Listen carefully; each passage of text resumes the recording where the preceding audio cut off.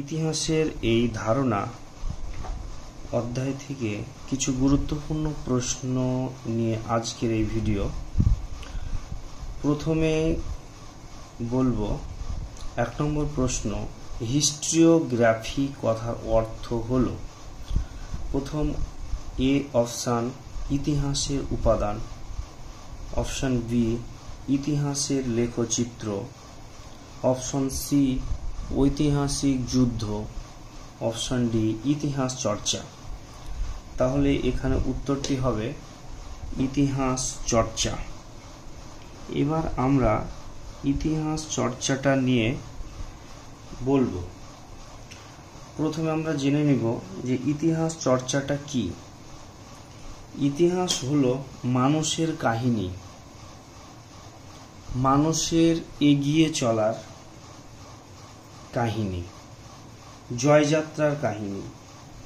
এই কাহিনীর ব্যাখ্যা ও গবেষণা করেন ঐতিহাসিকেরা। ঐতিহাসিকদের এই কাজকে বলে ইতিহাস চর্চা, যেটা ইংরেজিতে হিস্টিওগ্রাফি বলা হয়ে থাকে। এই ইতিহাস চর্চাটা বিশেষত 2 ধরনের। এক হলো ইতিহাসের বিষয়বস্তু, আর 2 হলো লিখন পদ্ধতি বা রচনা শৈলী নিয়ে। এরপরে যে 2 নম্বর প্রশ্ন, সেখানে বলা হয়েছে দেশের ঐতিহ্য ও সংস্কৃতিকে গুরুত্ব দিয়ে ইতিহাস চর্চা করেন। অপশান এ জাতীয়তাবাদী ঐতিহাসিকেরা, অপশান বি সাম্রাজ্যবাদী ঐতিহাসিকেরা, অপশান সি মার্ক্সবাদী ঐতিহাসিকেরা, অপশান ডি নিম্ন বর্গের ঐতিহাসিকেরা। এখানে যে উত্তরটা হবে সেটা হলো জাতীয়তাবাদী ঐতিহাসিকেরা। অ্যান্সারটা হবে জাতীয়তাবাদী ঐতিহাসিকেরা। এখানে জাতীয়তাবাদী ঐতিহাসিকেরা বলতে যাদের নাম প্রথমে আসবে ওনারা হলেন রমেশচন্দ্র মজুমদার, তারাচাঁদ, যদুনাথ সরকার, অমলেশ ত্রিপাঠী প্রমুখ বহু ঐতিহাসিকেরা দেশের ঐতিহ্য ও সংস্কৃতিকে গুরুত্ব দিয়ে ইতিহাস চর্চা করেছেন। এবং বহু ঐতিহাসিকেই মনে করেন যে উপনিবেশিক আমলে সাম্রাজ্যবাদের সঙ্গে জাতীয়তাবাদী আদর্শের দ্বন্দ্বই হলো ওই সময়কার ইতিহাসের প্রধান চালিকা শক্তি। তাহলে প্রথমে আমরা জাতীয়তাবাদী ঐতিহাসিকেরা দেশের ঐতিহ্য এবং সংস্কৃতিকে গুরুত্ব দিয়েছেন। এরপরে 3 নম্বর প্রশ্ন, যেখানে বলা হয়েছে ভারতে নিম্নবর্গের ইতিহাস চর্চার জনক হলেন। Option A Ranajit Guha, option B Amalesh Tripathi, option C Ramachandra Guha, option D Sumit Sarkar. এখানে অ্যান্সারটি হবে রণজিৎ গুহ। রণজিৎ গুহ তিনি নিম্ন বর্গের ইতিহাস চর্চার জনক। প্রথমে আমরা জানব নিম্ন বর্গের ইতিহাস চর্চা, অর্থাৎ এখানে নিম্ন বর্গে বলতে কি বুঝিয়েছেন বা নিম্ন বর্গটা কি। নিম্ন বর্গ বলতে সমাজে যারা অন্তজ শ্রেণী হিসেবে পরিচিত, সেই নিম্ন বর্গের মানুষের বংশ পরিচয়, বসতি বিস্তার, জীবনধারা, সংস্কৃতি, ক্ষোভ বিক্ষোভ ইত্যাদি নিয়ে যখন ইতিহাস চর্চা করেছিলেন, সেই ইতিহাস চর্চার জনক তিনি হলেন রণজিৎ গুহ। এর পরের প্রশ্নটি হলো দাস ক্যাপিটাল গ্রন্থটি রচনা করেন কে? দাস ক্যাপিটাল গ্রন্থটি রচনা করেন কার্ল মার্কস। এখানে অ্যান্সারটি হবে কার্ল মার্কস। এরপরে নেক্সট প্রশ্ন হলো ভারতে ফুটবল খেলা প্রবর্তন করেন। অপশান এ ইংরেজরা, অপশান বি ওলন্দাজরা, অপশান সি ফরাসিরা, অপশান ডি পর্তুগিজরা। এখানে অ্যান্সারটি হবে ইংরেজরা। ইংরেজরাই প্রথমে ভারতে ফুটবল খেলা প্রবর্তন করেছেন।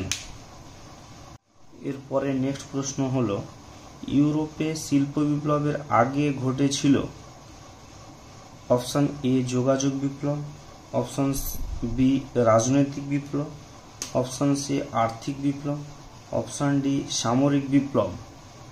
এখানে উত্তরটি হবে যোগাযোগ বিপ্লব। উত্তরটা হলো যোগাযোগ বিপ্লব। এর পরের প্রশ্নটি হলো, পিচ ঢালা রাস্তা নির্মাণ করেন option A John McAdam, option B Humphry Davy, option C George Stephenson, option D Einstein. উত্তরটি হবে জন ম্যাকআডাম। উত্তরটি হলো জন ম্যাকআডাম।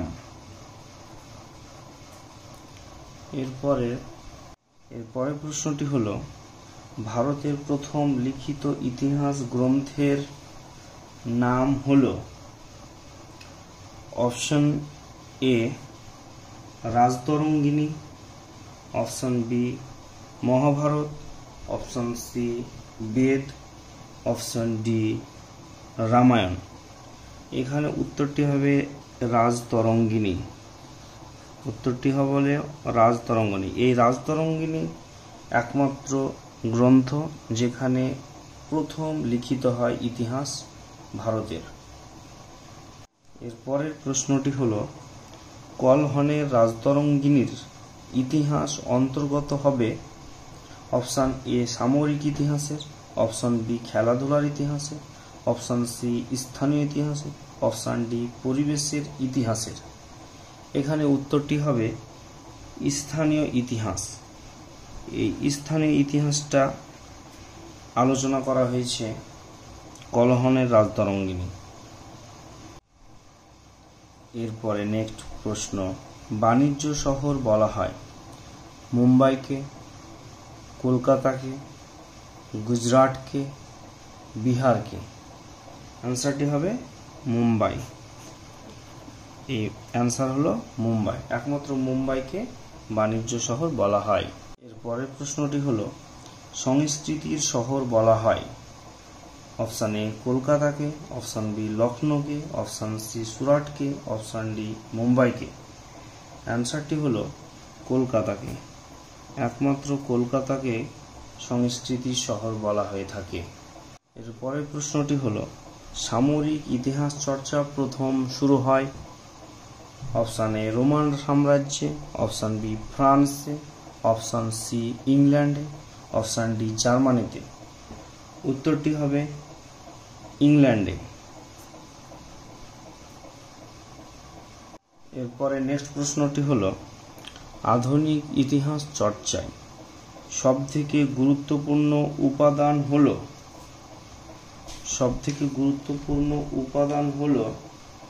অপশন এ সরকারি নথিপত্র, অপশন বি ব্যক্তিগত পত্র, অপশন সি সংবাদপত্র, অপশন ডি স্মৃতিকথা। অ্যান্সারটি হলো সরকারি নথিপত্র। এই সরকারি নথিপত্র হলো আধুনিক ইতিহাস চর্চায় সবথেকে গুরুত্বপূর্ণ।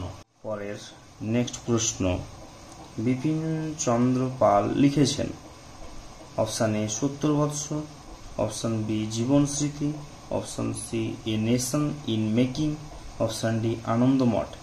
উত্তরটি হবে 70 বৎসর। এই 70 বৎসরই হলো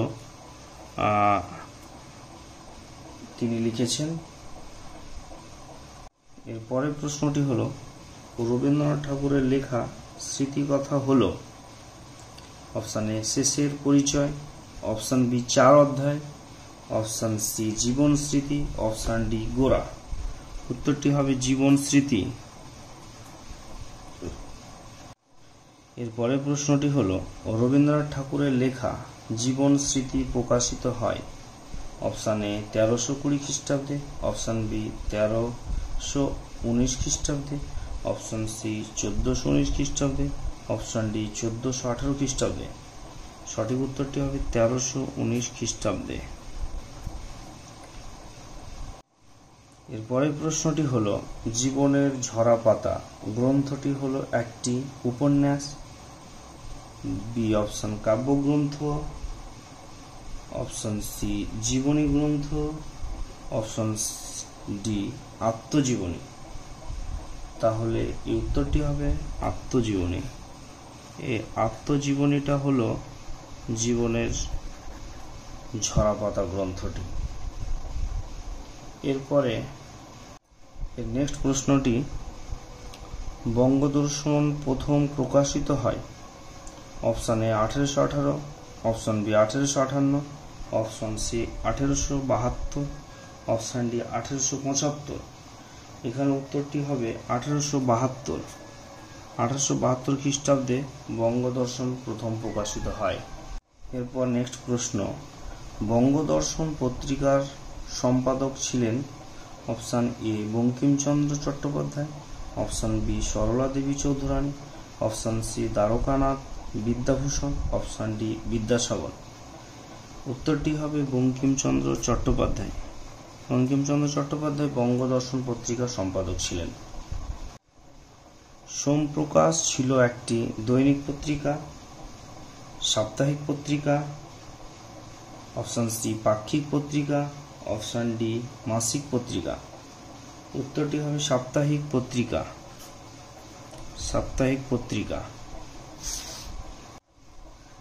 21 নম্বর যে প্রশ্ন, সে প্রশ্নে বলা হয়েছে ইন্টারনেট শুরু হয় 1980 খ্রিস্টাব্দে, 1985 খ্রিস্টাব্দে, 1989 খ্রিস্টাব্দে, 1990 খ্রিস্টাব্দে।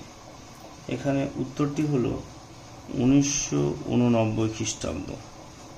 এই অ্যান্সারটিতে 1989 খ্রিস্টাব্দে প্রথম ইন্টারনেট শুরু হয়।